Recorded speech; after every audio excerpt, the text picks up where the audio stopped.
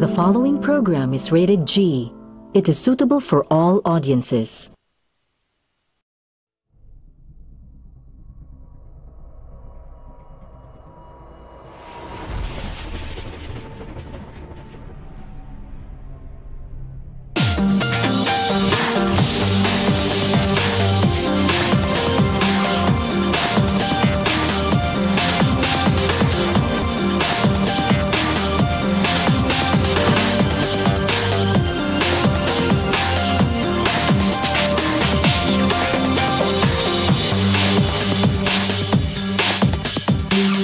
Before delving into the history of the Philippines money, it is useful to go a bit into the concept of money itself.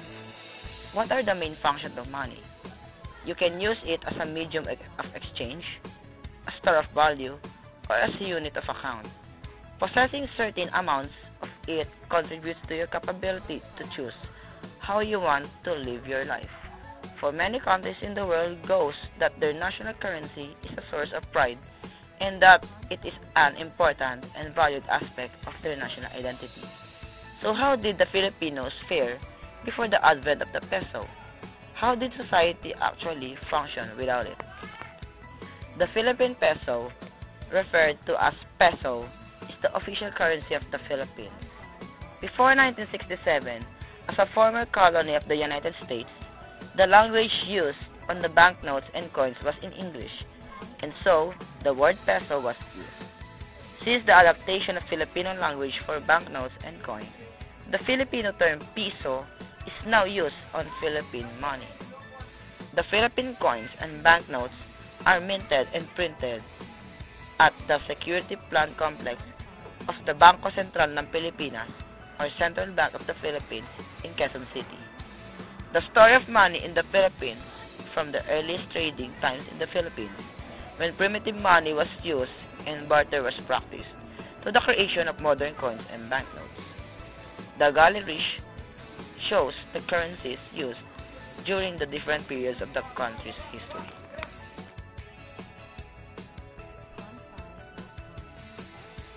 Archaeological evidence indicates that small seafaring communities existed throughout the Philippine archipelago for at least 2,000 years.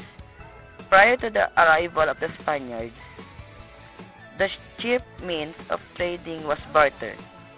Record shows that the Chinese merchants came to the Philippines to trade porcelain, silk, and metalware in exchange for gold, pearls, beeswax, and medicinal plants, which the Philippines is naturally rich in.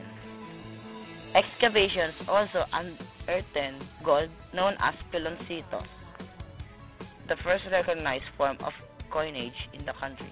Barter rings in different sizes, gold ornaments, and beads were the other objects used as medium of exchange during this period.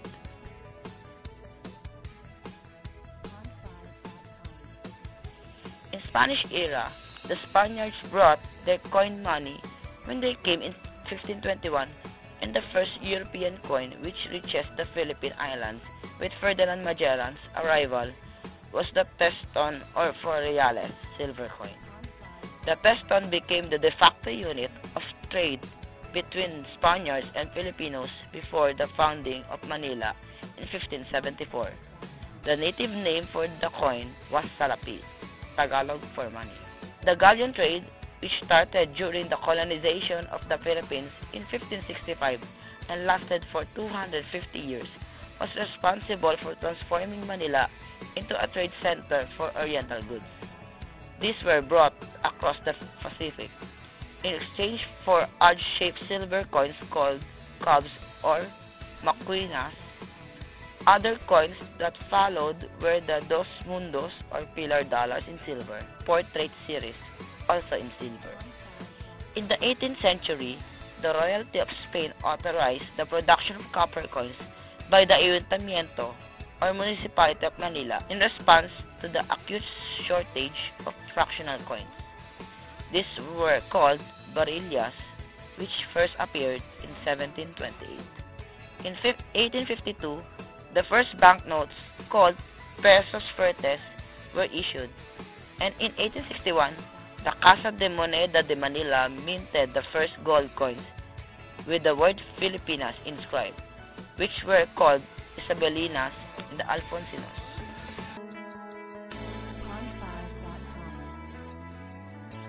On August 23, 1896, the Cref Balintawak, headed by Andres Bonifacio, signaled the start of the Philippine Revolution.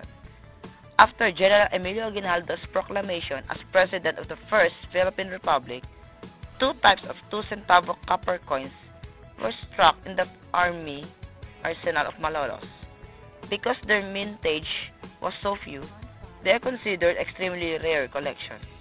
Paper notes were also issued, but the circulation was limited because the government was short-lived.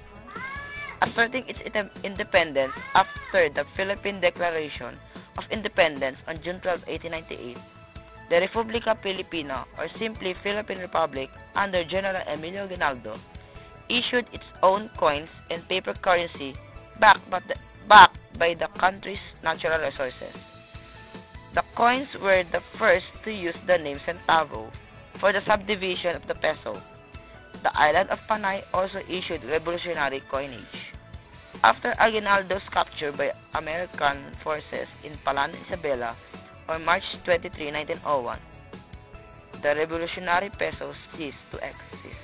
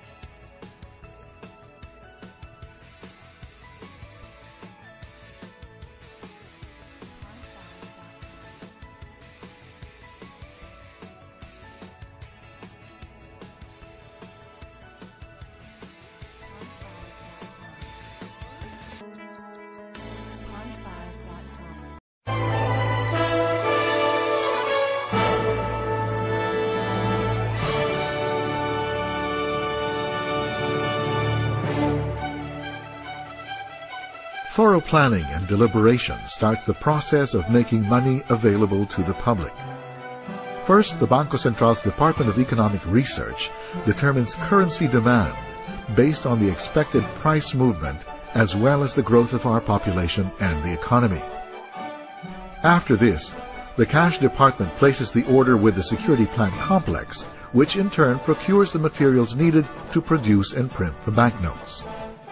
When the designs of banknotes are changed, final approval of the President of the Republic is required.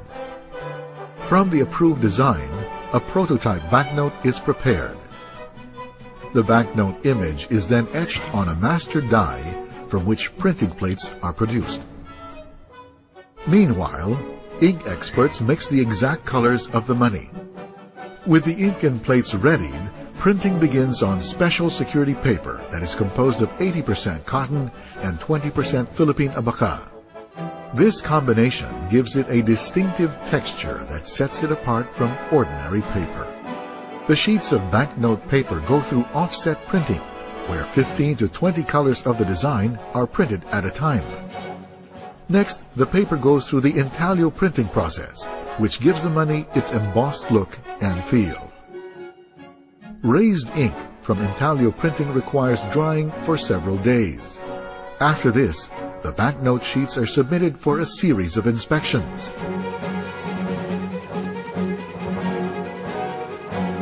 The serial numbers are then printed on each banknote, which are again subjected to thorough inspection. The sheets are then cut and packed into bundles of 1,000 pieces each. These are now delivered by the security plant to the Currency Management Group, from where banks exchange or withdraw their currency requirements. From the banks, the banknotes finally find their way into the economy and our wallets. There is one question that is repeatedly asked of the Bangko Sentral. Given our ability to print money, why can't we just print a lot of money? As a matter of policy, prudent central banks such as the Bangko Sentral print only the amount of money projected to be sufficient to promote stable movement of consumer prices conducive to balanced and sustainable economic growth. Printing a lot more money than the economy needs is bad policy because it will lead to higher consumer prices and lower buying power for the family. This is the bedrock of price stability, the responsibility of the Bangko Sentral ng Pilipinas.